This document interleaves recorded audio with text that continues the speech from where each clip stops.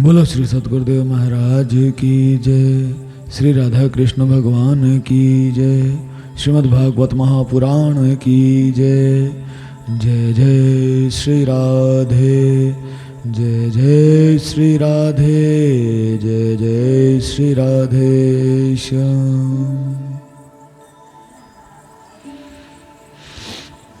अथ षष्ठोध्याय विराट शरीर की उत्पत्ति।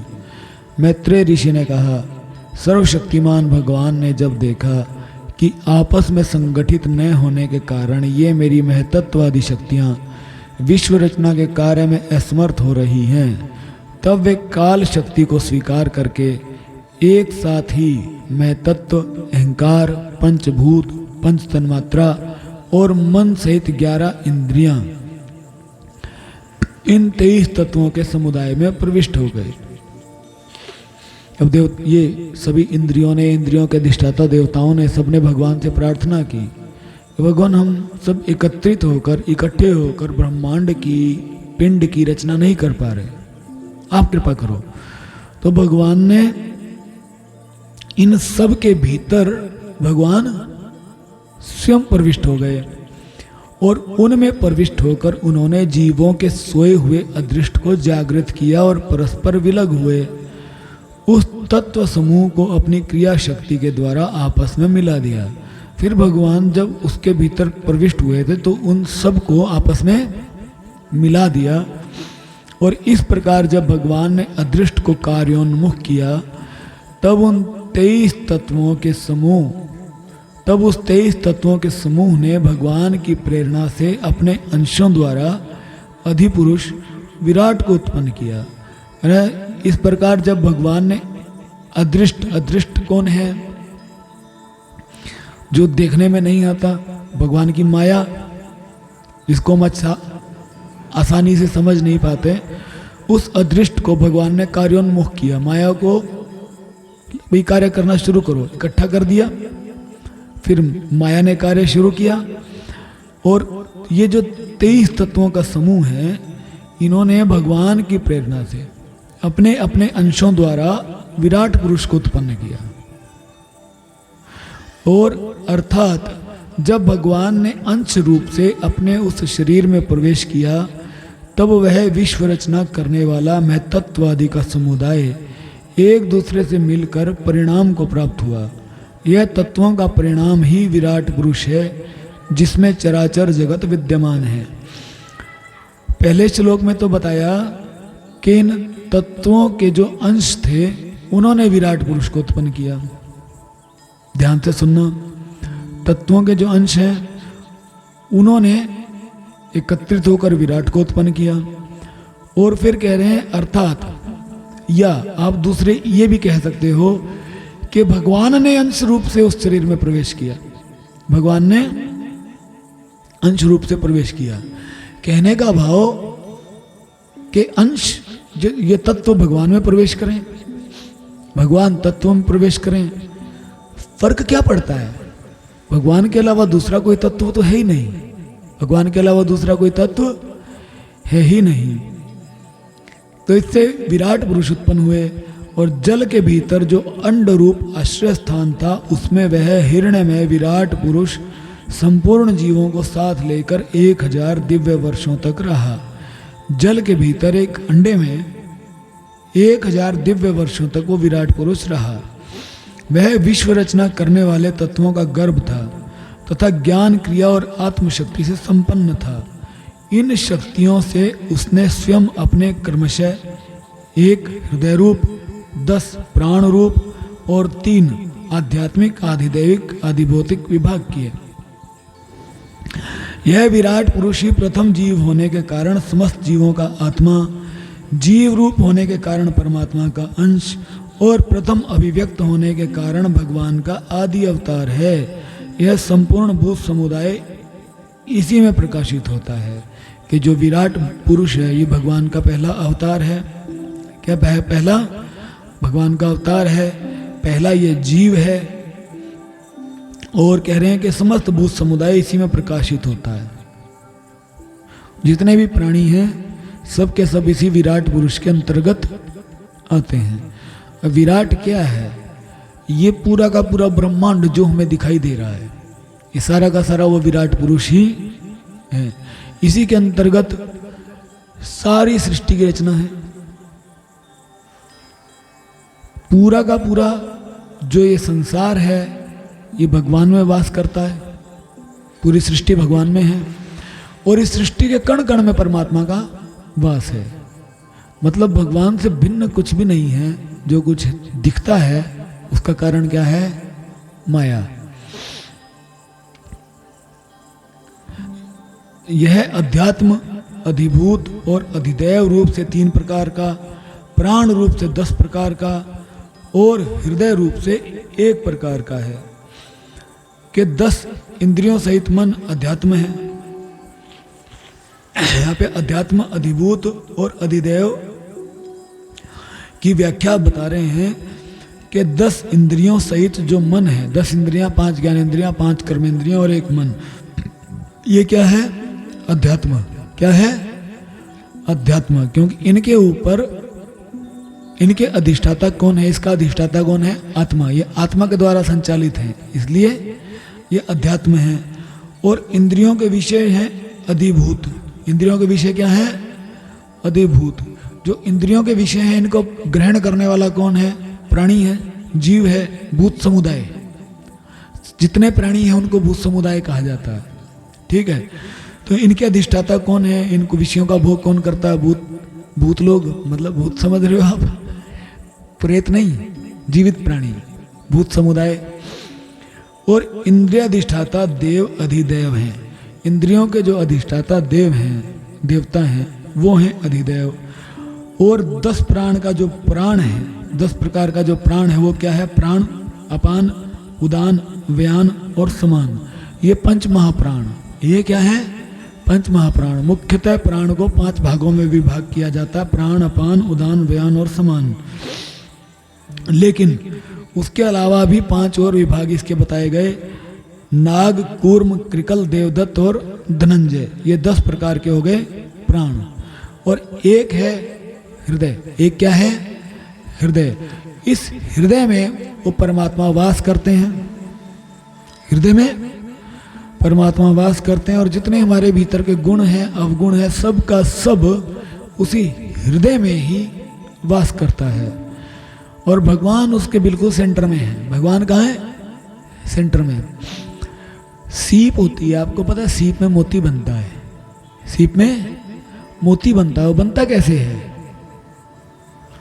बनता कैसे है कि सीप में कोई बालू का कण प्रवेश कर गया। वैसे बालू के कण से मोती का कोई लेना देना नहीं। कोई कहता है कि बालू का कण प्रवेश कर जाए, कहीं कहते हैं कि एक निश्चित समय पर जब बरसात की एक बूंद सीप के अंदर गिर जाती है तो सीप बंद हो जाती है और उसी बूंद से वो मोती तैयार करना शुरू कर देती है। लेकिन मोती बनता कैसे है कि जो ये सीप है किसी एक स्थान पर, किसी एक अपने भीतर एक स्थान पर एक पदार्थ चिपकाती रहती है चारों तरफ से एक पदार्थ को चिपकाती रहती है। मान के चलो किसी एक कण पे उसने एक पदार्थ चिपकाया, उसकी सतह बन गई, वो कण तो भीतर दिखना बंद हो गया। फिर उसके ऊपर उसी पदार्थ को बार बार और ज़्यादा वो चिपकता जाएगा, चिपकाता जाएगा। वो बन जाएगा, एक बड़ा होकर बन जाएगा मोती। ठीक है, वो मोती बन गया।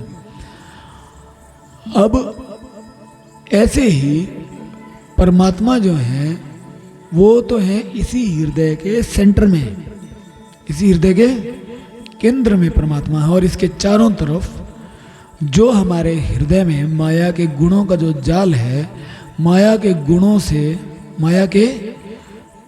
से वशीभूत होकर हम अपने कर्म उस पर चिपकाते जाते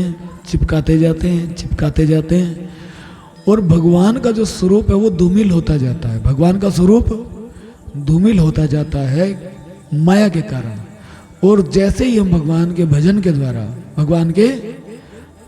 द्वारा ऊपर की सारी परतों को माया के द्वारा जो बनाई गई सारी जो परतें हैं उनको हटाते जाएंगे, हटाते जाएंगे, हटाते जाएंगे, तो अंत में केंद्र में हमें भगवान का साक्षात्कार होगा। तो इसी हृदय में भगवान भी रहते हैं। काम, वासना, क्रोध, लोभ, मोह, अहंकार सब कुछ है और भगवान इन सबके केंद्र में है। भगवान कहाँ? इन सबके केंद्र में। और ये इन सब गुणों ने, अवगुणों ने, माया के कार्य ने, माया ने भगवान को घेर के रखा है। फिर विश्व की रचना करने वाले महतत्व आदि के अधिपति श्री भगवान ने उनकी प्रार्थना को स्मरण कर उनकी वृत्तियों को जगाने के लिए अपने चेतन रूप तेज से उस विराट पुरुष को प्रकाशित किया, उसे जगाया। फिर भगवान ने ही उस सुप्त पड़े विराट पुरुष को जगाया अपनी शक्ति के द्वारा। और उसके जागृत होते ही देवताओं के लिए कितने स्थान प्रकट हुए यह मैं बतलाता हूँ, सुनो। जब ये विराट पुरुष जागृत हुआ तो क्या क्या प्रकट हुआ?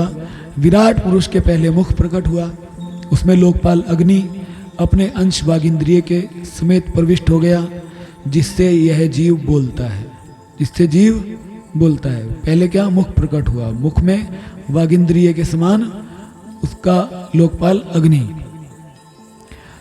जैसे कई लोग आपने देखे मुख भी है, जिह्वा भी है, लेकिन फिर भी बोलते नहीं, फिर भी वो बोलते नहीं, क्योंकि उनकी वागिंद्रिय जो है वो मस्तिष्क के साथ जुड़ी नहीं है, उसमें अभाव है, उसमें अभाव है वागिंद्रिय का। वो जो वागिंद्रिय के देवता है अग्नि, वो उसे शक्ति नहीं प्रदान कर रहे, इसीलिए वो इंसान के पास मुख भी है, जिह्वा भी है, लेकिन वो बोल नहीं पा रहा। फिर विराट पुरुष के तालु उत्पन्न हुआ, उसमें लोकपाल वरुण अपने अंश रसनेन्द्रिय के सहित स्थित हुआ, जिससे जीव रस ग्रहण करता है। इसके पश्चात उस विराट पुरुष के नथुने प्रकट हुए, उनमें दोनों अश्विनी कुमार अपने अंश घराणेन्द्रिय के सहित प्रविष्ट हुए, जिससे जीव गंध ग्रहण करता है। इसी प्रकार जब उस विराट देह में आंखें प्रकट हुई, तब उनमें अपने अंश नेत्रेंद्रिय के सहित लोकपति सूर्य ने प्रवेश किया, जिस नेत्रेंद्रिय से पुरुष को विविध रूपों का ज्ञान होता है। फिर उस विराट विग्रह में त्वचा उत्पन्न हुई, उसमें अपने अंश त्वगिंद्रिय के सहित वायु स्थित हुआ, जिस त्वगिंद्रिय से जीव स्पर्श का अनुभव करता है। जब इसके कर्ण छिद्र प्रकट हुए, तब उनमें अपने अंश श्रवणेन्द्रिय के सहित दिशाओं ने प्रवेश किया, जिस श्रवणेन्द्रिय से जीव को शब्द का ज्ञान होता है। फिर विराट पुरुष के शरीर में चर्म उत्पन्न हुआ, उसमें अपने अंश रोमों के सहित औषधियाँ स्थित हुई, जिन रोमों से जीव खुजली आदि का अनुभव करता है। अब उसके लिंग उत्पन्न हुआ, अपने इस आश्रय में प्रजापति ने अपने अंश वीर्य के सहित प्रवेश किया, जिससे जीव आनंद का अनुभव करता है। फिर विराट पुरुष के गुदा प्रकट हुई, उसमें लोकपाल मित्र ने अपने अंश पायु इंद्रिय के सहित प्रवेश किया, इससे जीव मल त्याग करता है। इसके पश्चात उसके हाथ प्रकट हुए, उनमें अपनी ग्रहण त्याग रूपा शक्ति के सहित देवराज इंद्र ने प्रवेश किया। इस शक्ति से जीव अपनी जीविका प्राप्त करता है। जब इसके चरण उत्पन्न हुए, तब उनमें अपनी शक्ति गति के सहित लोकेश्वर विष्णु ने प्रवेश किया। इस गति शक्ति द्वारा जीव अपने गंतव्य स्थान पर पहुंचता है। फिर इसके बुद्धि उत्पन्न हुई, अपने इस स्थान में अपने अंश बुद्धि शक्ति के साथ वाक्पति ब्रह्मा ने प्रवेश किया। इस बुद्धि शक्ति से जीव ज्ञातव्य विषयों को जान सकता है। पहले पूरा का पूरा शरीर बना, विराट पुरुष का पूरा शरीर बना, जीवा मुख समस्त इंद्रियां इत्यादि। बाद में आई क्या? बुद्धि। बाद में मिली क्या? बुद्धि, सही गलत को समझने की।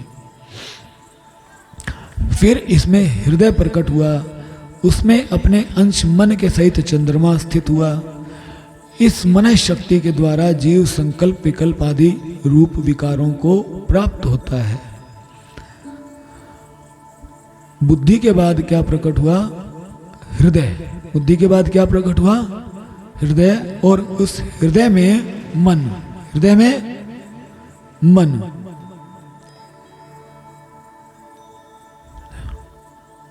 हृदय में मन, और ये जो मन है ये क्या करता है? संकल्प विकल्प आदि विकारों को प्राप्त होता है। मतलब मन में ही हमारे अच्छे बुरे हर प्रकार के संकल्प विकल्प उठते रहते हैं। जो हमारा मन करता है फिर वो फाइल जाती है बुद्धि के पास। कोई कार्य करने का मन किया, बुद्धि के पास जाती है। बुद्धि बताती है कि करना है या नहीं करना। वो निर्णय कौन करेगी? बुद्धि। और तत्पश्चात विराट पुरुष में अहंकार उत्पन्न हुआ। इस अपने आश्रय में क्रिया शक्ति सहित अभिमान रुद्र ने प्रवेश किया। इससे जीव अपने कर्तव्य को स्वीकार करता है। मन में संकल्प विकल्प उठेंगे, बुद्धि निर्णय करेगी करना क्या है, और अहंकार बोलेगा कि हाँ मैंने किया। मतलब ये सारे मिलके कार्य करेंगे तो हम उस कार्य के कर्ता बन जाएंगे, उस कार्य के कर्ता बन जाएंगे, और उस कर्तापन के अभिमान में हम बंध जाएंगे। ये अहंकार ने हमें बांध दिया। मन ने कुछ करने के लिए बोला, बुद्धि ने संकल्प किया, कार्य हो गया, और अहंकार ने क्या किया? हाँ मैंने किया, और हम उस कर्म के बंधन में बंध गए। अहंकार ना हो, अहंकार ना हो, देहाभिमान अगर ना हो, इस देह में अभिमान ना हो, तो जीव कोई भी कार्य करके भी कार्य से नहीं बंधता। जो पुरुष देह अभिमानी नहीं है, देह में अभिमान नहीं है, भगवान श्री कृष्ण गीता में कहते हैं वो पुरुष किसी को मारकर भी ना वो किसी को मारता है। मार भी दे तो भी उसे अपराध नहीं लगता। क्यों नहीं लगता? क्योंकि उसके भीतर कर्तापन का भाव नहीं है कि मैंने किया। इसीलिए भगवान श्री कृष्ण, चाहे भगवान राम है, भगवान किसी भी रूप में आते हैं, असुरों का संहार करते हैं, भगवान को पाप नहीं लगता। भगवान को पाप नहीं लगता। क्यों नहीं लगता? क्योंकि भगवान के भीतर कर्तापन का अभिमान नहीं होता। अब इसमें चित्त प्रकट हुआ। अहंकार के बाद अब इसमें चित्त प्रकट हुआ। उसमें चित्त शक्ति के सहित महत्त्व स्थित हुआ। इस चित्त शक्ति से जीव विज्ञान को उपलब्ध करता है। यह चित्त है, विज्ञान मतलब चेतना। ये चित्त लेता है चेतना कहाँ से? आत्मा से। चित्त लेता है आत्मा से चेतना। चेतना लेता है और उसके बाद इस जो मन है वो कार्य आरंभ कर देता है। मन कार्य आरंभ कर देता है यो, और बुद्धि, निर्णय, अहंकार, अहम भाव, और उसी में हम बंध के रह जाते हैं। इसीलिए अहंकार शांत होने के बाद चित्त की सभी वृत्तियां जब अपने आत्मा में लीन हो, आत्मा में अपने कारण में लीन हो जाती हैं, उसी समय जीव बिल्कुल परम शांत अवस्था को प्राप्त करता है। फिर आगे बताते हैं कि इस विराट पुरुष के सिर से स्वर्गलोक, पैरों से पृथ्वी और नाभि से अंतरिक्ष उत्पन्न हुआ। इनमें क्रमशः सत्व, रज और तम, इन तीन गुणों के परिणाम रूप देवता, मनुष्य और प्रेत आदि देखे जाते हैं।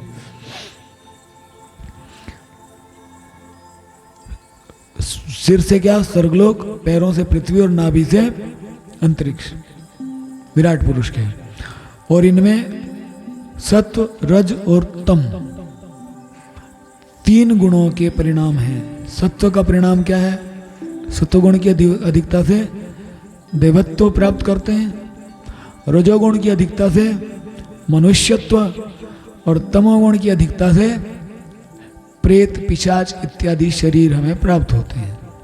और या फिर ये जो जड़ योनियां हैं, 84 लाख योनियां, पशु पक्षी इत्यादि, इनमें देवता लोग सत्वगुण की अधिकता के कारण स्वर्गलोक में, मनुष्य और उनके उपयोगी गो आदि जीव रजोगुण की प्रधानता के कारण पृथ्वी में तथा तमोगुणी स्वभाव वाले होने से रुद्र के पार्षदगण भूत प्रेत दोनों के बीच में स्थित भगवान के नाभि स्थानीय अंतरिक्ष लोक में रहते हैं। विदुर जी, वेद और ब्राह्मण भगवान के मुख से प्रकट हुए। मुख से प्रकट होने के कारण ब्राह्मण सब वर्णों में श्रेष्ठ और सबका गुरु है।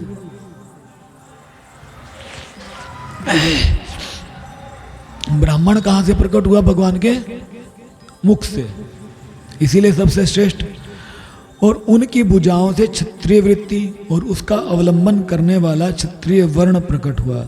और भुजाओं से क्या प्रकट हुआ? क्षत्रिय, जो विराट भगवान का अंश होने के कारण जन्म लेकर सब वर्णों की चोर आदि के उपद्रवों से रक्षा करता है। अब ध्यान से सुनो कि ब्राह्मण पूजनीय क्यों है? क्योंकि भगवान के मुख से उत्पन्न हुआ। ब्राह्मण पूजनीय क्यों है? भगवान के विराट पुरुष के मुख से उत्पन्न हुआ। और इसीलिए क्या कहते हैं, सबका एक गुरु है, सब वर्णों में श्रेष्ठ है, भगवान के मुख से प्रकट हुआ। और वैसे तो मुख से जो चीज निकले तो उसे क्या बोले? उल्टी या थूक, बलगम, ये तो निकलते हैं मुख से। लेकिन यहां पर क्या कह रहे हैं? विराट पुरुष के मुख से ब्राह्मण उत्पन्न हुआ। वैसे मुख से निकले हुए पदार्थ हमारे लिए त्याज्य हैं, हम उसे ग्रहण करेंगे? नहीं करेंगे, बिल्कुल भी नहीं करेंगे। पूरे शरीर से कोई भी पदार्थ निकले हम उसे ग्रहण नहीं करते। पूरे शरीर से कोई भी पदार्थ निकले कहीं से भी, किसी भी अंश से, हम उसे ग्रहण नहीं करते। तो ब्राह्मण पूजनीय क्यों है? भगवान के मुख से, मतलब भगवान मुख, जिसकी चित्त वृत्तियां, जिस प्राणी की चित्त वृत्ति भगवान में लगी हो, उसके मुख से क्या निकलेगा? उसके मुख से निकलेगे भगवान की कथा और ज्ञान इत्यादि। वो जो ज्ञान है वो ही ब्राह्मण है। जो ये वर्ण व्यवस्था है, जो वर्ण व्यवस्था आजकल के संसार में है कि हाँ भाई ब्राह्मण का बेटा होगा तो ब्राह्मण होगा, पंडित का बेटा पंडित, ऐसा कहीं नहीं, ऐसा कुछ नहीं। ये तो सिर्फ और सिर्फ कोरी कल्पना मात्र है, ये एक बेवकूफ़ी मात्र है जिससे इस समाज में अराजकता फैलती है, असमानता फैलती है। भगवान ने सभी जीवों को समान बनाया, लेकिन हमें इसको समझना पड़ेगा। भगवान के मुख से निकलने का मतलब क्या है? भगवान के मुख से किस चीज़ की उत्पत्ति होगी? ज्ञान की। और जो ज्ञान प्रदाता है वो चाहे किसी भी घर में कहीं पर भी पैदा हुए, वो ब्राह्मण है। जो ज्ञान प्रदाता, मतलब ज्ञान प्रदान कौन करेगा? जिसको खुद को ज्ञान होगा, पहले खुद ज्ञान प्राप्त करेगा, फिर दूसरों को देगा। इसलिए जिसने ज्ञान को प्राप्त किया, जो ज्ञानी है और दूसरों को ज्ञान प्रदान कर रहा, वो ब्राह्मण है। चाहे वो कहीं पर भी पैदा हुआ, चाहे वो कहीं पर भी पैदा हुआ हो, वो ब्राह्मण कहलाने के लायक है। और उनकी भुजाओं से क्षत्रिय वृत्ति, भगवान की भुजाओं से क्षत्रिय वृत्ति और क्षत्रिय वर्ण उत्पन्न हुआ। इसका काम क्या है?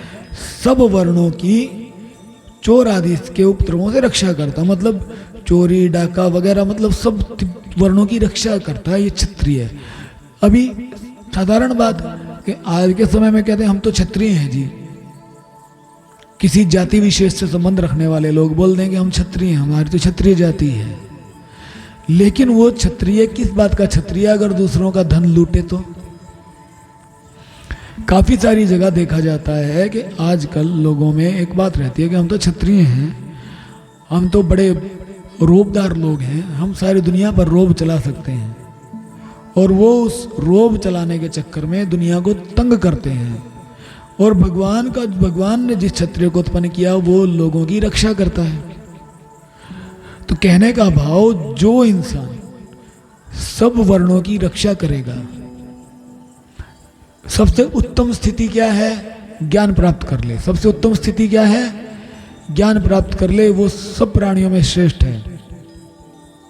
परमात्मा का साक्षात्कार ही ज्ञान है। वो ज्ञान जो प्राप्त कर ले वो तो सबसे श्रेष्ठ है।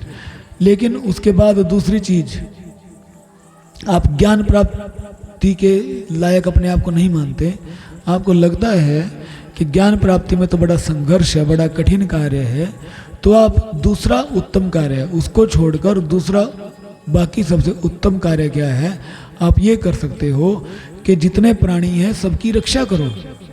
जितने प्राणी हैं सबकी रक्षा करो, मतलब आप हो, मैं हूं, हम किसकी रक्षा करें? हम तो खुद ही कमजोर हैं, अपनी रक्षा भी नहीं कर सकते। लेकिन फिर भी अगर हम किसी की रक्षा कर ना भी पाए तो भी हम अपने शरीर से, अपने मन से, अपने वचनों से किसी प्राणी का हृदय ना दुखाएं। मन से, वचन से और कर्म से हम किसी प्राणी को दुख ना पहुंचाएं, किसी प्राणी को कष्ट ना दें। तो हमारे लिए तो इतना भी हम कर लें तो भी हमने तो संसार की रक्षा कर ली। गलत कह रहे हैं? जो आदमी है कमजोर, अपनी रक्षा भी नहीं कर पा रहा, वो इतना भी कर ले कि अपने वचनों से, मन से और किसी को दुख ना दे, वो भी क्षत्रिय वृत्ति में आ जाता है। वो भी, और उनसे बढ़कर जो कोई सूरमा है वो बाकी सब धर्मों की रक्षा करे, बाकी सब वर्णों की रक्षा करे, बाकी सब प्राणियों की रक्षा करे कि हाँ मैं रक्षा करूंगा। जिसके भीतर ये गुण है, वीरता है, शौर्य है, उत्साह है, रक्षा करने लायक है तो रक्षा करे। वो हो गया क्या? क्षत्रिय। और भगवान की दोनों जांघों से सब लोगों का निर्वाह करने वाली वैश्य वृत्ति उत्पन्न हुई। उन्हीं से वैश्य वर्ण का भी प्रादुर्भाव हुआ। यह वर्ण अपनी वृत्ति से सब जीवों की जीविका चलाता है। मुख से उत्पन्न होता है ज्ञान, इसलिए ब्राह्मण। भुजाएं पूरे शरीर की रक्षा करती हैं, इसलिए जो सारे संसार की रक्षा जो करने वाला चाहे कहीं पर भी पैदा हुआ है वो क्षत्रिय। और जो जांघें हैं हमारे पूरे शरीर को इधर से उधर लेकर जाती हैं, एक व्यापार के तौर पर ये शरीर का भार उठाती हैं, एक स्थान से दूसरे स्थान तक लेकर जाती हैं। इसलिए तीसरा वर्ण क्या है? वैश्य का। उत्तम कार्य है मनुष्य के लिए ज्ञान प्राप्त करना। दूसरा, अगर आप उत्तम नहीं कर सकते तो उससे नीचे वाला कर लो। क्या करो? सबकी रक्षा करो, रक्षा के लिए तत्पर रहो। आप वो भी नहीं कर सकते कि आप कमजोर हो, आप कमजोर हो, वो कार्य भी नहीं कर सकते। तो उसके बाद है कि समस्त लोगों का जीवन निर्वाह, कि आप किसी जरूरतमंद की मदद ही कर दो, जरूरतमंद की मदद कर दो। आपके पास शक्ति नहीं है लेकिन जितना धन है उससे आप किसी की मदद कर दो।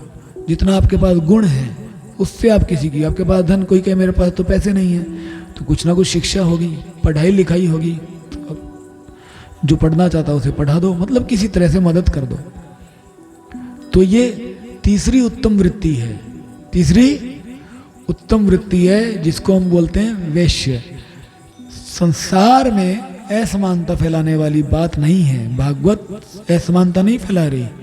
ये भागवत के अर्थ को गलत बताकर लोग जो हैं तथा कथित बेवकूफ लोग, जिनको भागवत की वाणी समझ में नहीं आती, वो इस समाज में असमानता फैलाते हैं, अराजकता फैलाते हैं। तो ये जो वर्ण है वैश्य, ये वर्ण अपनी वृत्ति से सब जीवों की जीविका चलाता है। कहने का भाव, जो भी प्राणी मदद कर रहा है तो जीविका ही चला रहा है। और फिर सब धर्मों की सिद्धि के लिए भगवान के चरणों से सेवा वृत्ति प्रकट हुई। सब धर्मों की सिद्धि के लिए भगवान के चरणों से क्या प्रकट हुई? सेवा वृत्ति। और उन्हीं से पहले पहल उस वृत्ति का अधिकारी शूद्र वर्ण भी प्रकट हुआ, जिसकी वृत्ति से ही श्री हरि प्रसन्न हो जाते हैं। भगवान के चरणों से कौन प्रकट हुआ? शूद्र। ये शूद्र जो है ये सब वर्णों की सेवा करता है। शूद्र कौन है? जो सब वर्णों की सेवा करता है। अब इन बातों को देख के, इन बातों को सुन के, पढ़ के लोगों ने क्या बनाया कि एक ब्राह्मण बना दिया, एक क्षत्रिय, एक वैश्य, एक को बना दिया भाई तुम शूद्र हो, तुम नीची जाति के लोग हो, तुम तो सबकी सेवा ही करोगे, तुम जो छोटे छोटे काम है तुम वो करोगे, तुम्हारा अधिकार नहीं है, तुम पढ़ नहीं सकते, अधिकार नहीं है, तुम बड़ों के साथ बैठ नहीं सकते। ये जो भागवत ये चीज नहीं कह रही है। भागवत कह रही है शूद्र की वृत्ति क्या है? सेवा। अगर आप किसी की मदद भी नहीं कर सकते, आपके पास धन नहीं है, आपके पास अन्न नहीं है, आपके पास शिक्षा भी नहीं है, अनपढ़ हो, तो भी आप किसी ना किसी की किसी ना किसी रूप में सेवा अवश्य कर सकते हो। कोई बीमार है, आप ठीक हो, बीमार है, आपको कहे बेटा पानी दे दे, मुझसे उठ के जाया नहीं जाता, आपको ठीक है जी ये काम तो मैं कर लूंगा, है ना। कोई वृद्ध इंसान है, बैठा है मंजी खाट पर, उठ के पानी नहीं पी सकता, आपसे बोला बेटा पानी दे दो, आप कहोगे जी ये काम मैं कर लेता हूं, आप उसे पानी दे दोगे, पानी भी उसका, पानी भी उसका, आपका क्या लगा? सिर्फ और सिर्फ थोड़ी सेवा, सिर्फ और सिर्फ थोड़ी सेवा। और इसी सेवा की जो वृत्ति है ना, ये सेवा वृत्ति, इससे भगवान प्रसन्न हो जाते हैं, इससे भगवान प्रसन्न हो जाते हैं। भगवान प्रसन्न होकर उसे, जो इंसान समस्त प्राणियों की सेवा में लगा है, उसके पास कुछ भी नहीं है, ना ज्ञान है, ना धन है, ना उसके पास वीरता है, ना शौर्य है, ना उत्साह है, ना धन अन्न कुछ भी नहीं है, शिक्षा भी नहीं है, निरा बेवकूफ है बेशक, लेकिन जरूरतमंदों की सेवा कर रहा है, जरूरतमंदों की सेवा कर रहा है। भगवान उससे प्रसन्न होते हैं और उसकी उस सेवा से प्रसन्न होकर भगवान उसे ज्ञान भी प्रदान कर देते हैं। भगवान उसकी बुद्धि में अपनी भक्ति भर देते हैं। उस भक्ति को प्राप्त करके वो जीव भगवत स्वरूप का ज्ञान, अपरोक्ष ज्ञान भी प्राप्त कर लेता है। जैसे वाल्मीकि जी थे, वाल्मीकि जी थे, वो लोगों को मार देते थे, लेकिन जब संतों से भेंट हुई, संतों की कुछ समय की सेवा उन्होंने की, उस सेवा से, उस सेवा का प्रभाव उन्हें क्या मिला, फल क्या मिला कि उनकी जो ये डाकुओं वाली वृत्ति थी ना, वो छूट गई, भगवान की भक्ति पैदा हो गई मन में, और उस भगवान की भक्ति से उन्होंने भगवान को पा भी लिया। ऐसे आपको अनेकों उदाहरण मिल जाएंगे। रविदास जी थे, जूती गांठते थे, चमड़े का कार्य करते थे, लेकिन संतों की सेवा, भगवान के भक्तों की सेवा से भगवान की प्राप्ति उन्होंने कर ली, भगवान की प्राप्ति कर ली उन्होंने। चाहे पढ़े लिखे थे या नहीं थे, फर्क नहीं पड़ता। जैसे अक्सर हम एक संत का उदाहरण देते हैं, परमानंद जी का। पहले दिन वो स्कूल गए, पहले दिन स्कूल गए, शरारत की तो मास्टर जी ने डंडा मार दिया, निशान पड़ गया हाथ पे। घर गए, परमानंद जी जाके अपना हाथ दिखाया माता को, माँ देखो मास्टर जी ने मारा। माँ ने कहा भाड़ में जाए ऐसी पढ़ाई, मैंने तो बच्चे को नहीं पिटवाना, मेरा बच्चा नहीं जाएगा कल से स्कूल। इतना ही पढ़े थे, मात्र इतना ही पढ़े थे, लेकिन जब सतगुरु की सेवा की तो उससे बुद्धि निर्मल हो गई, भगवान की प्राप्ति कर ली। भगवान की खुशी हो जाती है जब हम सब वर्णों की सेवा करें, खासकर भगवान के भक्तों की। और ये जो वृत्ति है कहां से? भगवान के चरणों से उत्पन्न हो रही है, भगवान के चरणों से। आप कुछ भी नहीं कर सकते। भगवान को पाने के लिए सबसे पहला काम है आप ब्राह्मण वृत्ति धारण करो। ब्राह्मण वृत्ति मतलब भगवान की भक्ति करके, नाम जप के, तपस्या करके भगवान की प्राप्ति कर लो। नहीं कर सकते, दूसरा काम कर लो, आप समस्त वर्णों की रक्षा करो। अगर आपके पास धन है, आपके पास बल है, आपके पास तेज है, वीरता है, तो आप सबकी रक्षा कर लो। आप वो भी नहीं कर सकते, जो थोड़ा बहुत धन है उससे धर्म कार्य कर लो। आपके पास धन भी नहीं है, कुछ भी नहीं है, तो भी आप अगर सेवा भी कर लोगे तो भी भगवान आपसे खुश हो जाएंगे। ये है 4 वर्ण, ये है 4 वर्ण के 4 कर्म। लेकिन इनको बना कैसे दिया गया? बना दिया गया कि भाई एक गिनी चुनी कुछ जातियां देख ली कि ये जातियां तो शूद्र जातियां, छोटी जातियां। उसके बाद कुछ जातियों को उठाया कि तुम वैश्य हो, तुम व्यापार करोगे। फिर कुछ जातियां उठाई कि तुम राज करोगे। फिर कुछ जातियां उठा ली कि तुम ब्राह्मण हो। ब्राह्मण का बेटा कहते ब्राह्मण, चाहे वो अभी पीछे एक ब्राह्मण ही था, मुझे उसका नाम याद नहीं आ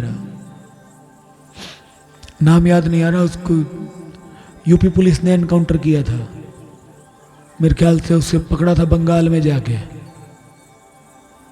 क्या नाम तुम्हें याद है क्या? नहीं पता। वो ब्राह्मण था, फिर वो पूजनीय सबके लिए, सारे उसकी पूजा करें। पुलिस वालों को गोलियां मारी उसने, कई पुलिस वालों को मारा उसने, तो हम उसकी पूजा करें। और था तो ब्राह्मण का बेटा, रावण था तो ब्राह्मण का बेटा, लेकिन काम राक्षसों के थे, तो क्या उसकी पूजा करें हम? नहीं ना। ऐसे ही जिस जाति को, जिस प्रजाति को ये संसार के लोग कहते हैं शूद्र हैं, उसी जाति में उत्पन्न हुए रविदास जी। दुनिया के कहने वाली जो शूद्र जाति, उसमें उत्पन्न हुए कबीरदास जी। और ये हमारे लिए पूजनीय है, ये हमारे लिए पूजनीय है। इंसान के कर्म ही बताते हैं कि वो कौन से वर्ण में है। इंसान के कर्म बताते हैं कि उसका वर्ण कौन सा है। कर्म नहीं तो वर्ण नहीं। इन चारों वर्णों से युक्त, जो ना सेवा कर सकता है, ना धर्म कार्य कर सकता है, जो ना रक्षा करेगा, ना भक्ति करेगा, चार वर्णों से युक्त नहीं है, वो मनुष्य नहीं है, वो मनुष्य नहीं है। अगर 2 पैर 2 टांग वाला है तो उसे राक्षस बोलेंगे, जैसे रावण था। कहने को तो इंसान का बेटा था, बेटा तो इंसान का था, वो भी ब्राह्मण का, लेकिन हम उसे क्या बोलते हैं? राक्षस था। कंस राक्षस था, भगवान का सगा मामा। कन्हैया तो भगवान हो गए, उनका मामा राक्षस हो गया। तो ये जो संसार में भ्रांतियां फैली हैं, ऊंच नीच का जो भाव है, इसे छोड़ दो, त्याग दो। भगवान ने नहीं बनाया, तुमने ही बनाया है। दोबारा बता देते हैं, ब्राह्मण वो जो ज्ञान प्राप्त करता है और ज्ञान प्रदान करता है। क्षत्रिय वो जो सबकी रक्षा करता है। वैश्य वो जो धर्म कार्य का संपादन करता अपने धन के द्वारा। शूद्र वो जिसके पास, बेचारे के पास कुछ भी नहीं है, लेकिन फिर भी वो सबकी सेवा करता है, सबकी सेवा करता है। और इन चारों से अतिरिक्त जो हैं, या तो वो पशु और या वो राक्षस। चारों वर्णों के अतिरिक्त जो भी है, तो या तो वो पशु या वो राक्षस। ये चारों वर्ण अपनी अपनी वृत्तियों के सहित जिनसे उत्पन्न हुए हैं, उन अपने गुरु श्री हरि का अपने अपने धर्मों से चित्त शुद्धि के लिए श्रद्धा पूर्वक पूजन करते हैं। अरे चारों वर्ण उत्पन्न हुए भगवान से, और भगवान ही उनके गुरु, या फिर कह सकते हो गुरु ही उनके लिए भगवान। कि जितने भी प्राणी हैं, सतगुरु ही उन्हें शिक्षा देते हैं, सतगुरु शिक्षा देते हैं। आप सीधा भक्ति में प्रवेश नहीं कर पाए, आप नाम जपने बैठोगे, आपका ध्यान नहीं लगेगा, एकदम से आपका मन भगवान में नहीं लगा, तो क्या करोगे? सबसे पहले संतों की और संगतों की सेवा करना शुरू करोगे, कोई ना कोई सेवा करोगे। सेवा करके फिर आप शुद्ध वृत्ति त्याग के वैश्य वृत्ति में जाओगे। वैश्य वृत्ति क्या है? ये धर्म कार्य, धर्म का मतलब धर्म कार्य करके, धर्म का संपादन करके धर्म एकत्रित करती है।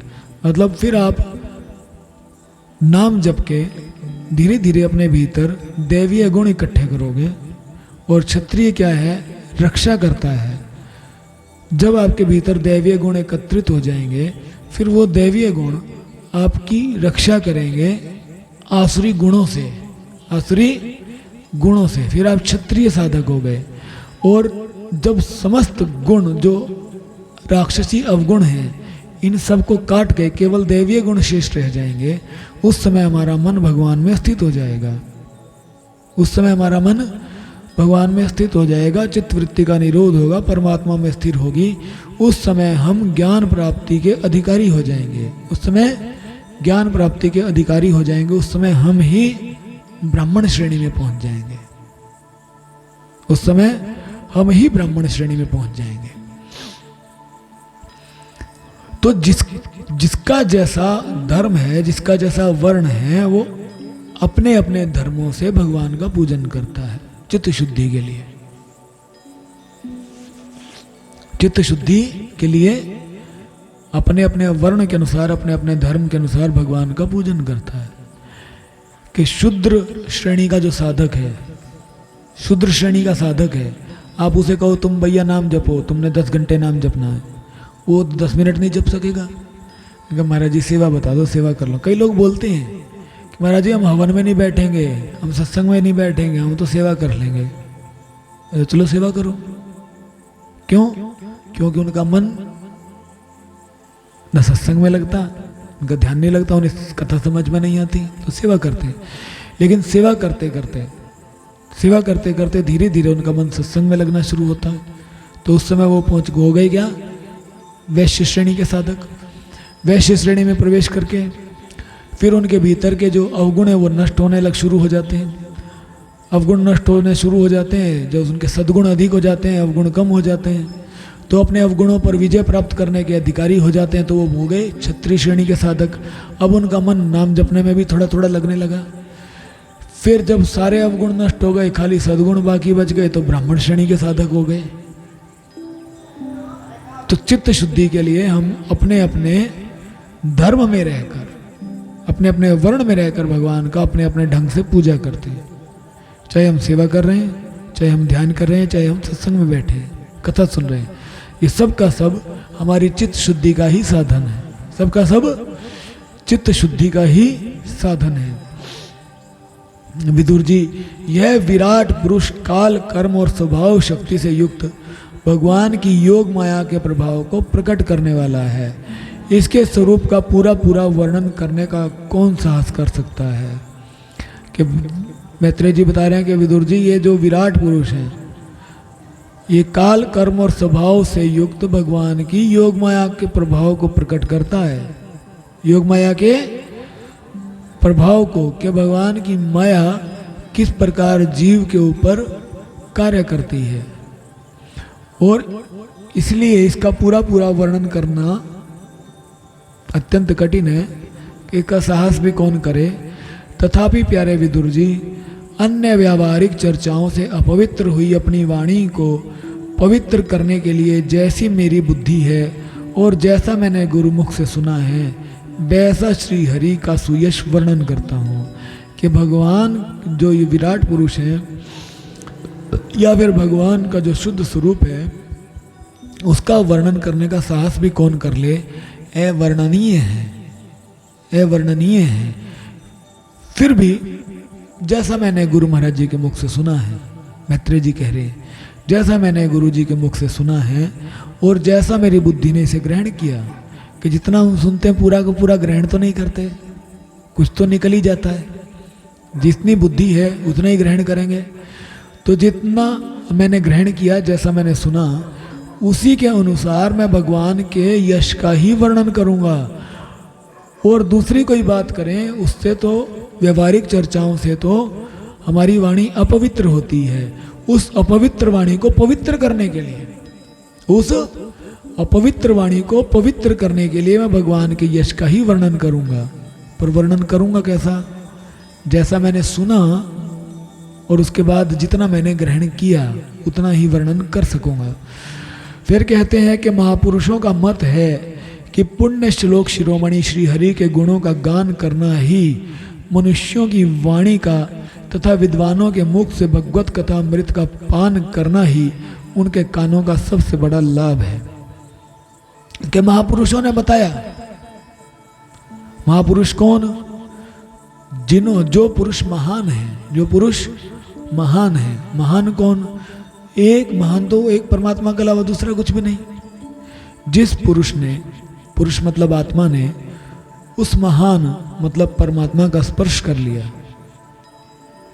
जिस आत्मा ने परमात्मा का स्पर्श कर लिया, अपने वास्तविक स्वरूप में जो स्थित है वो है महापुरुष। और उन महापुरुषों ने बताया है कि भगवान श्री हरि के गुणों का गान करना ही मनुष्य की वाणी का सबसे बड़ा लाभ है। वाणी का सबसे बड़ा लाभ क्या है? भगवान के गुणों का गान करना। कि वाणी से, अपने मुख से हम संसार के गुण अवगुण का गान करें, गुण अवगुण विचारें, निंदा चुगली में लगे रहें, अच्छा बुरा, अच्छा या किसी के लिए बुरा कुछ भी बोलें, चाहे अच्छा ही बोलें, वो भी व्यर्थ है। बुरा बोलें वो तो व्यर्थ ही है। अच्छा भी अगर किसी संसार के प्राणी की हम चर्चा करें वो भी व्यर्थ है। वाणी का लाभ तो यही है कि हम भगवान के यश का गान करें। और कानों के लिए सबसे बड़ा लाभ क्या है? कि हम भगवान की कथा सुने। दूसरी चीज अगर हम करें, कानों से कुछ और सुने, तो उसका लाभ क्या? कोई लाभ नहीं। कानों का लाभ है, कान दिए किसने? भगवान ने। कथा सुने किसकी? भगवान की। तो ही तो लाभ है ना। दिए भगवान ने, हम सुने संसार की, तो क्या फायदा? वाणी दी किसने? भगवान ने। इस वाणी से चर्चा करें किसकी, गाएं किसको? भगवान को। दी भगवान ने और करें किसी दूसरे की, तो क्या फायदा है?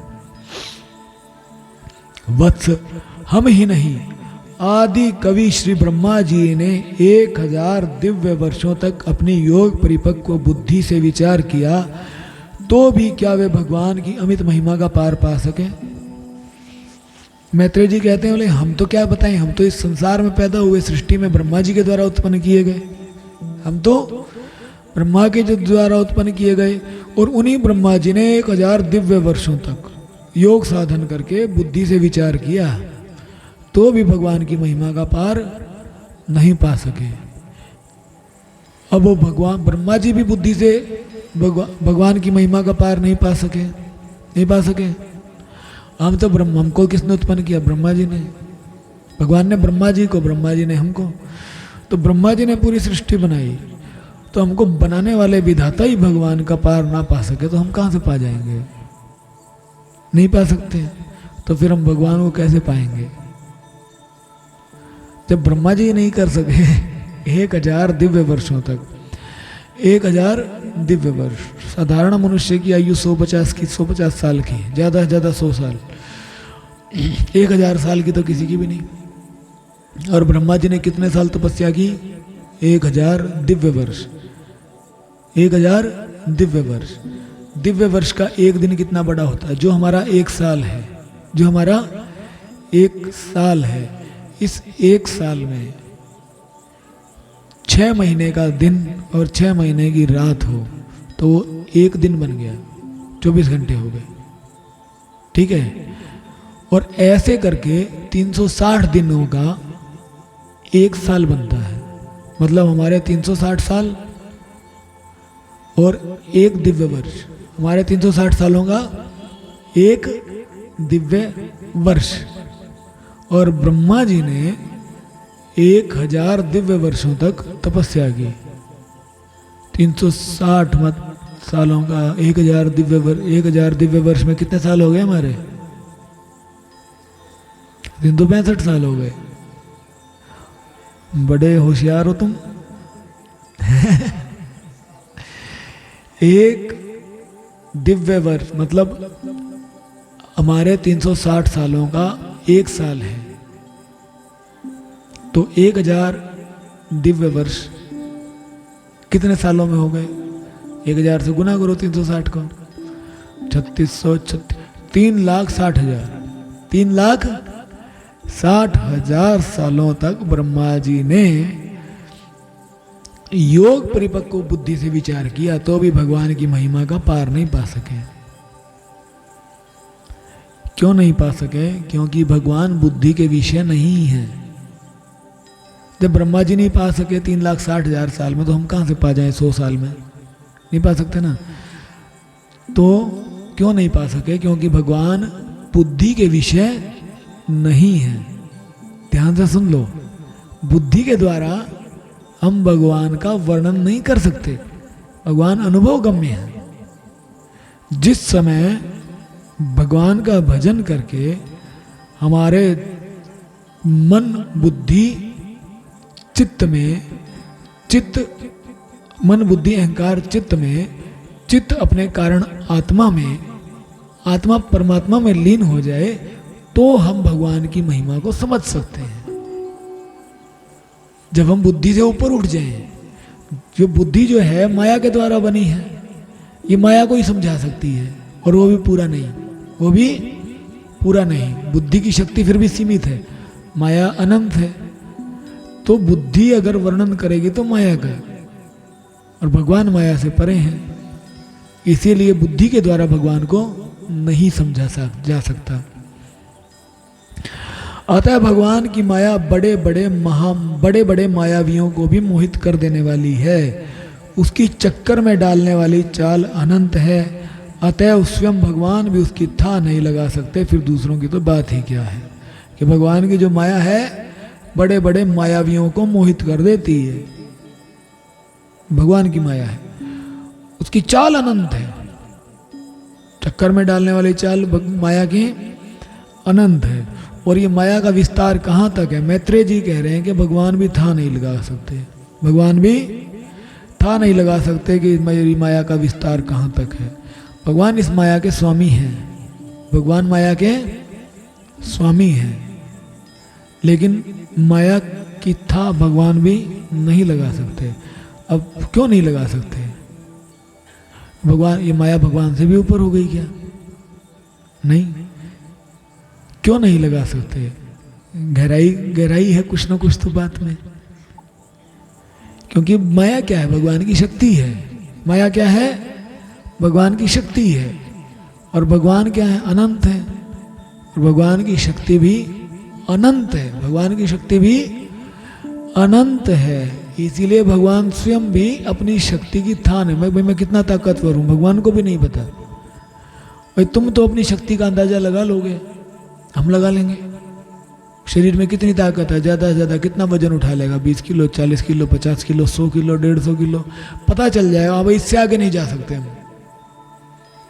हमारी जो शक्ति है हम उसका अंदाजा लगा लेंगे कि हम तो भाई इससे ज़्यादा वजन हम नहीं उठा सकते, इससे ज़्यादा काम नहीं हम कर सकते, है ना? अंदाजा हो गया। लेकिन भगवान की शक्ति तो अनंत है। भगवान सोचे कितनी शक्ति है, मैं कितना वजन उठा सकता हूँ? 1 ton, 2 ton, crore ton, 2 crore ton, अरबों टन, खरबों टन, अनगिनत करोड़ों अरबों टन। नहीं कि इससे भी ज़्यादा शक्ति मेरे पास, तो इससे भी ज़्यादा अनंत है भगवान, उनकी शक्ति अनंत है। इसीलिए इस माया का था नहीं लगाया जा सकता, जबकि भगवान माया के स्वामी हैं। ये माया कार्य किसके लिए करती है? भगवान के लिए। कोई भी असुर कितना ही शक्तिशाली क्यों ना हो जाए, कितना ही ताकतवर क्यों ना हो जाए, कितना ही बुद्धिमान क्यों ना हो जाए, भगवान उसका भी इलाज ढूंढ लेते हैं। भगवान उससे भी अधिक ताकत लेके आ जाते हैं। बताओ क्यों? क्योंकि इस माया जो भगवान की शक्ति है, भगवान की शक्ति। रे रावण ने पूछा हनुमान जी से, किसके बल पर तूने हमारे यहाँ अशोक वाटिका उजाड़ दी, पेड़ पौधे तोड़ने शुरू कर दिए? हनुमान जी ने बताया, जिसके बल के लेश मात्र से तूने तीनों लोक जीत लिए ना, मैं उनका दूत हूं। और उन्हीं के बल से, उन्हीं की भक्ति के बल से मैं यहां पर आया हूं। रावण कितना शक्तिशाली था, पार नहीं पा सकते। उस रावण को बाली ने 6 महीने काख में दबा लिया। रावण को बाली ने 6 महीने काख में दबा लिया। तो इससे भी ताकतवर कुछ हो सकता है क्या? और उस बाली, वो बाली हनुमान जी की 1% ताकत नहीं झेल पाया।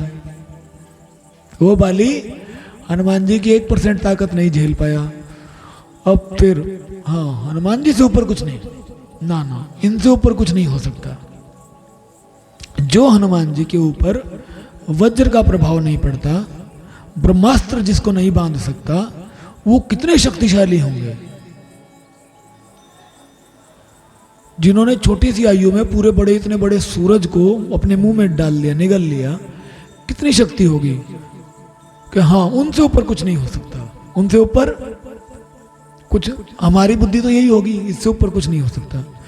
फिर जब वही हनुमान जी अयोध्या के ऊपर से जा रहे थे पर्वत लेकर, भरत जी ने सोचा राम जी तो है नहीं अयोध्या में, तो ये कोई राक्षस अयोध्या पर हमला ना कर दे, पहाड़ लेके आया है, लेकिन पक्का नहीं है कि राक्षस है, पक्का नहीं है राक्षस है। इसीलिए भरत जी ने तीर चलाया बिना फल वाला। अगर निश्चय हो जाता कि कोई पापी है, अधर्मी है, तो फल वाला बाण चलाते, मतलब नोक वाला, राक्षस का संहार कर देते। लेकिन पक्का नहीं था कि राक्षस है, कौन है, क्या है, खतरे की आशंका थी, इसलिए उन्होंने बिना फल वाला बाण चलाया। हनुमान जी को लगा और हनुमान जी मूर्छित होकर धरती पर गिर पड़े। हनुमान जी मूर्छित होकर धरती पर गिर पड़े। मतलब लकड़ी का ही तो बाण था, लेकिन उस बाण में शक्ति भरी किसने? भरत जी ने। अब भरत जी के बाण से हनुमान जी मूर्छित हो गए। रावण ने पूरी शक्ति के साथ हनुमान जी को मुक्का मारा, हनुमान जी टस से मस नहीं हुए, खड़े रहे। बाली 1% ताकत नहीं झेल पाया हनुमान जी की। उन हनुमान जी को बिना फल वाला बाण मारा भरत जी ने, वो मूर्छित हो गए। फिर भाई इससे भरत जी से ताकतवर कोई नहीं हो सकता, फिर तो यही लगता है। और वो भरत जी कहते हैं कि भगवान के बल का लेश मात्र भी मुझ में नहीं है, राम जी के बल का लेश मात्र भी नहीं है। तो सोचो, शक्ति तो अनंत है। जो हिरण्यकशिपु था, ब्रह्मा जी डरते थे इससे, सारे देवता सब डरते थे। सूरज चंद्रमा उसके आज्ञा से उदय होते थे, अस्त होते थे, यूं था। इससे ताकतवर कुछ नहीं हो सकता, भगवान पता नहीं मारेंगे ही कैसे इसे। भगवान ने उसका भी संहार कर दिया।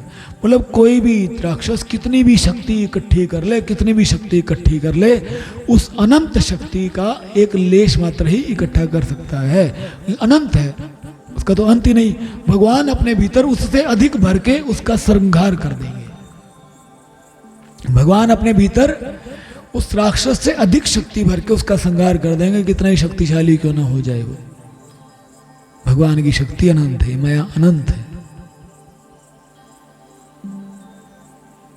तुम इसके स्वामी हो सकते हो, तुम इसके स्वामी हो सकते हो, लेकिन इसका अंत, इसकी था नहीं पा सकते। अरे भगवान भी नहीं पाते।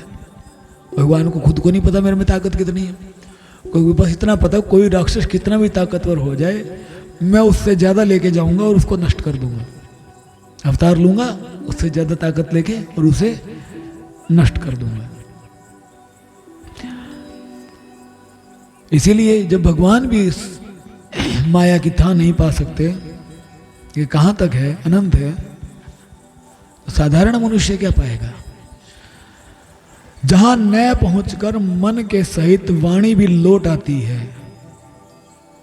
तथा जिनका पार पाने में अहंकार के अभिमानी रुद्र तथा अन्य इंद्रिय अधिष्ठाता देवता भी समर्थ नहीं है, उन श्री भगवान को हम नमस्कार करते हैं। वो भगवान को हम कर ही कह सकते हैं, खाली नमस्कार कर लो भैया।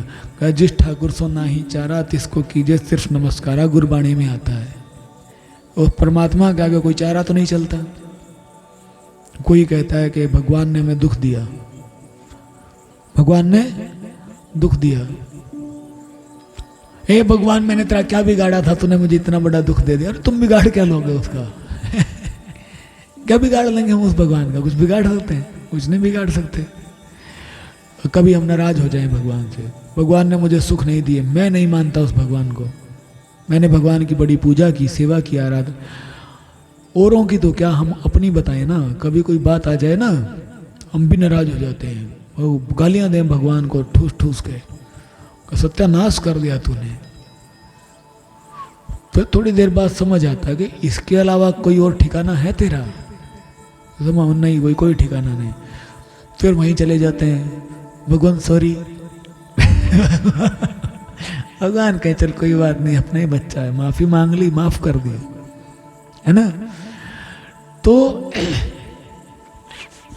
वो जो भगवान है ना, जिस ठाकुर से ना ही चारा, उसके आगे हमारा कोई चारा नहीं चलता, उसके आगे हमारी कोई शक्ति नहीं है, उसके आगे हम परतंत्र जीव हैं, असमर्थ हैं, वो चाहे जो कर ले, चाहे हमें मनुष्य शरीर में डाल दे, चाहे किसी जानवर के शरीर में, चाहे कहीं पे भी डाल दे, वो चाहे हमें सुख दे दे, चाहे हमें दुख दे दे, अमीर बना दे, चाहे गरीब बना दे, उसके आगे हमारी क्यों चल जाएगी भला? कुछ नहीं चल सकती है, उसको तो क्या खाली नमस्कार ही कर सकते हैं। और उस परमात्मा की था कह रहे हैं वहां न पहुंचकर मन के सहित वाणी भी लौट आती है।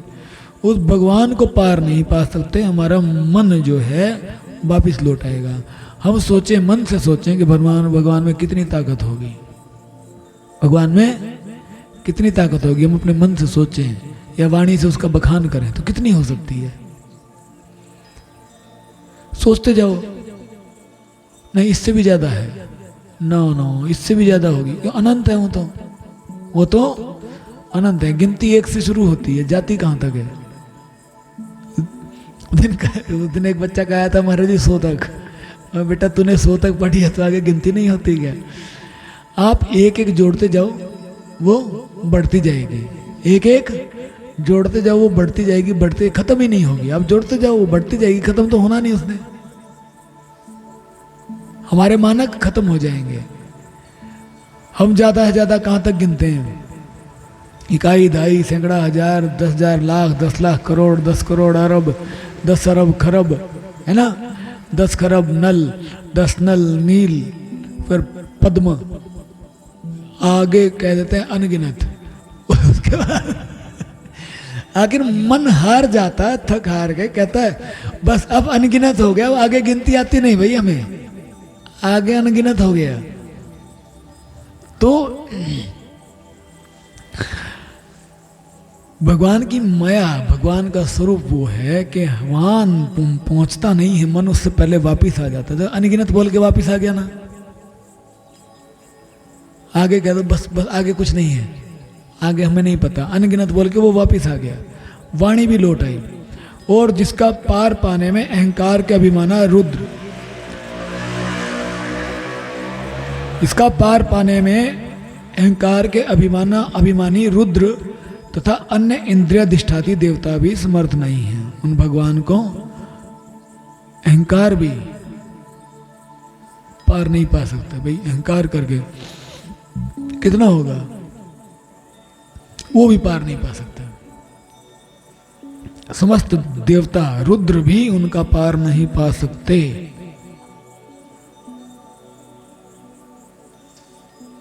भगवान का पार अगर कोई पाना चाहे तो खाली भक्ति के द्वारा उसे प्राप्त तो किया जा सकता है।